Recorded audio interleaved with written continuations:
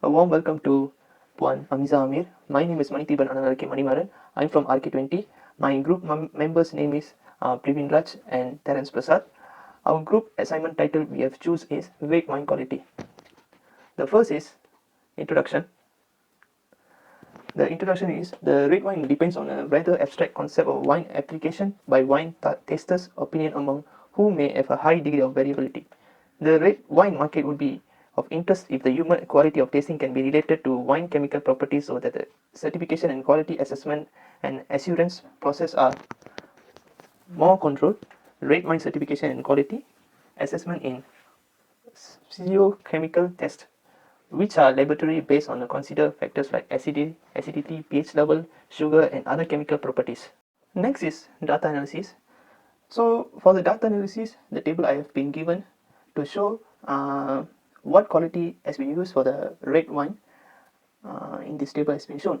So the first is fixed acidity, volatile acidity, critic acid, residual sugar, chlorides, free sulfur dioxide, total sulfur dioxide density, pH level, sulfates, and alcohol and quality.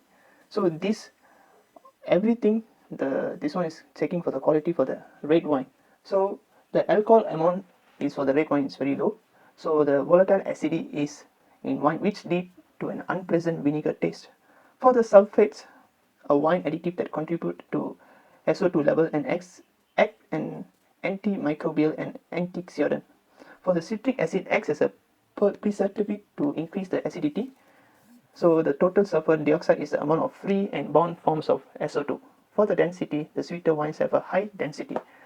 For the chlorides, the amount of salt in the wine and the fixed acidity are non-volatile acids that do not evaporate readily. So the residual sugar is amount of sugar remaining after the fermentation stops. So the last one is the free sulfur dioxide. It's prevent microbial growth and the oxidation of wine.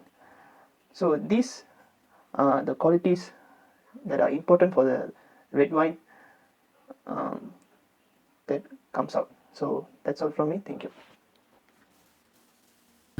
Oh, warm welcome to Dr. Amiz Amir. My name is Priyudas and Pusparajan. My metric number is 1810 So without wasting time, let's move on to my part. So basically we have used two classifiers here. So under the recently we have used the random forest classifier. So we have used this because we can obtain a more stable and accurate prediction through the cross validation. So the random forest we can computationally expensive and we can create a prediction model without the care of the variables at the play. It is also flexible and we can easily use in the machine learning algorithm to produce with the hyperparameter tuning and a great result of most of the time. And then the second one is the neural network classifier, where the computational model is loosely based on the functioning cerebral. So it is organized in a layers made up of interconnected nodes, where which is contained the activation function that computes the output of the network. The layers are the single layer, multi-layer, and recurrent network. So these are the code we use in our coding. So you can see here the neural network, we have set the data variables and the values for X-train and Y-test, and the random forest classifier algorithm is our code. So we will explain in detail in the code later. So where I've used the estimated for 200, and then okay, we will continue in the code part. So for the train test and validation split, so we can use this for the to properly evaluate the model, where we can train the model on the entire dataset. So actually we are splitting the data split. So the training data set we use as the parameter to give the machine learning algorithm and will be trained, and the validation data set used to evaluate the model. The testing data set is for used to see how our model performs on the data.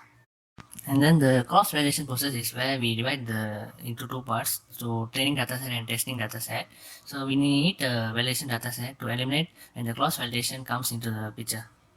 So there are many variations in cross validation. So the common one is the k-fold cross validation.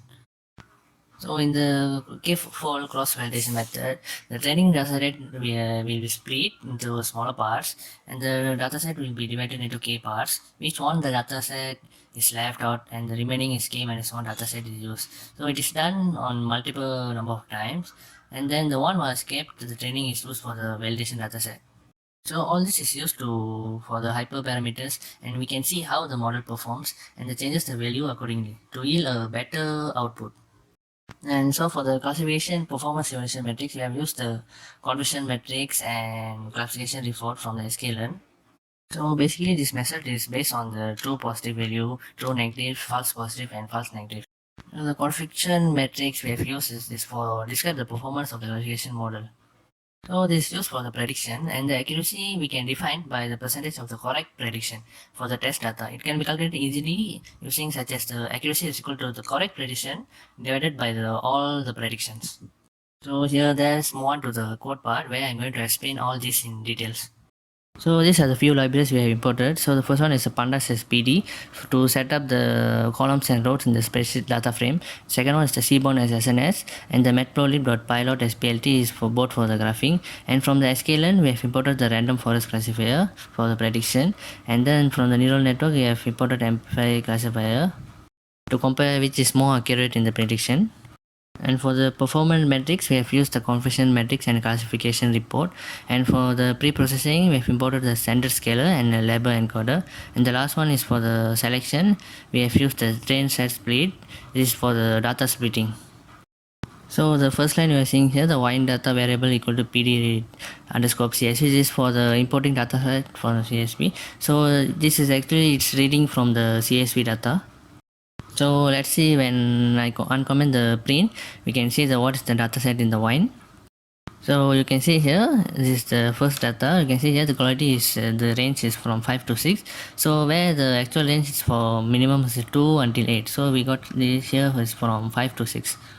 So the next line you see here, when I comment the print wine underscore data.info, where here we can see the data value.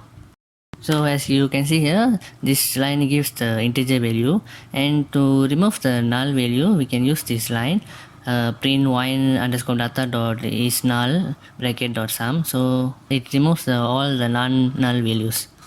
So then let's move on to the data processing, pre-processing. So for the beans, I've given the actual value which is 2, 6.5 and 8. So from here we can select the good and bad wines. And then the next line we have given the group names for the good and bad wine. So the next line you can see here the wine data where we're picking the value from the array. So here we are cutting the data quality and replacing with the group name, which are the beans which range from 2, 6.5 and max is 8. The bean data will be the good and bad wines. So let's see the next data. When I uncomment this line, you can see here we are going to see the unique quality value. So the output here you can see under the categories, the bad data should be less than the good data. So the next time we're going to see is the line 23, where you can see the wine underscore data quality equal to the label underscore quality dot fit transform for the wine data quality. So basically we are transforming data here. So let's print out the wine data head for the first 10 data. So from the output here you can see only 2 good data has been found from out of the 10, and the rest is the bad, where the 1 means for the good wine and the 0 means for the bad wine. So let's move on to the line 25, where we are going to see the whole data. So there's the output you can see here. They have printed out 1382 bad wines and only 217 good wines. Okay, then let's fit this into the graph. Okay, so this is the output graph. So as you can see here, the zeros is based for the bad wines, which is the 1382, and then for the 1 you can see here only 217 good wines placed. So that's all from me. Thank you. Okay, a warm welcome to everyone. My name is Terence Prasad from RK20. So today I'll be explaining about the codes here, the programming part for the prediction that we are doing for the wine, where we are predicting whether it's a good wine or a bad wine. Okay, without wasting any time, let's see. To predict the value, first we have to have a x and y value, where we need to separate the data set as response value and a feature value. So yeah, the first value for the x, which will be wine data.drop quality, which in the x is equals to 1, and the y data quality y data wine underscore data quality will be in the y variable. So basically there's two type of data, both are quality. One quality is 0 and 1, and another one is the numbers that we saw just now, which is the 5, 6 and 2. So okay, we need to train our model first. So for that we need to give 4 variables here: x train, x test, y train, y test, and there's a function called train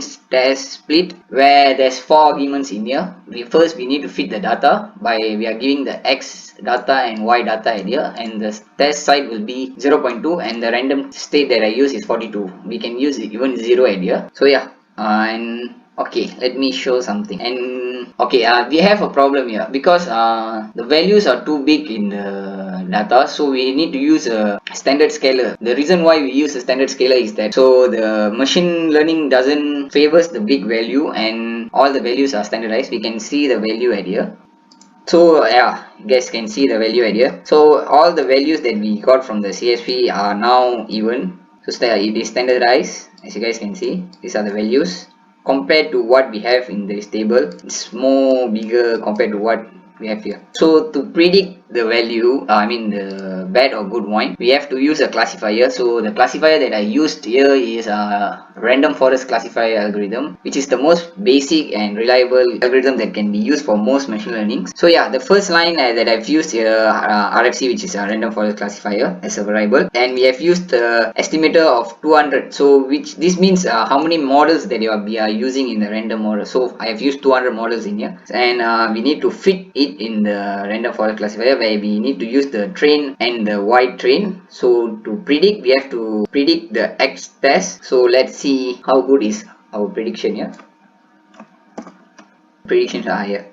So as we can see, for the first 20 line that I print out here, there's only 2 good wines are here. As we can see, there's only 2 ones are here, so which means there's only 2 good wines and 18 bad wines in here. Okay, let's see for the result. For the classification report, we can see the precision, where we have for the zeros is 90%, which is 0.92 times by 100.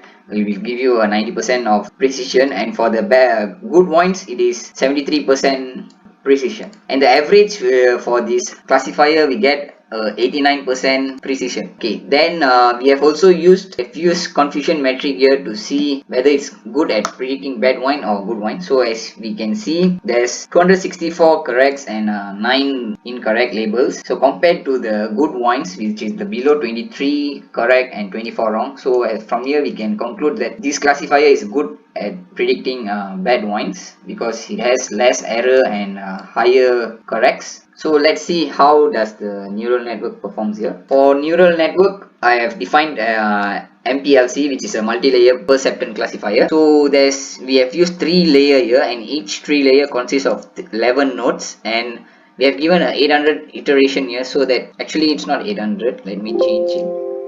Should be 500. Iteration means how many times the computer is going through the data to fit everything in. So in this case, it's going 500 times again and again to see the data. So it's the same thing as above classifier that we use. What we have to do is just use mplc.fit xtrain and ytrain. So we'll get the classification report here. Let's see how does it perform. Okay, it's coming out. Okay, as we can see, for the neural network we have 93% for the bad wine precision, and for the good wine we have 65%, and overall we have 88%. And for the confusion metrics, for the bad wine we have 259 correct and 14 wrongs. For the good wine we have 21 correct and 26 incorrect bad labels. So yeah, we can, from the weightage average, we can know that is for the neural network is 0.8 is 88%, and for the random forest classifier we have 89%. This because we can't say that neural network algorithm is bad at predicting for bad wines, because random forest does predict good and bad wines because we have very less data, because the data is around only 1000 to 2000 datas, and neural network performs well in much higher datas. That's all from me. Thank you.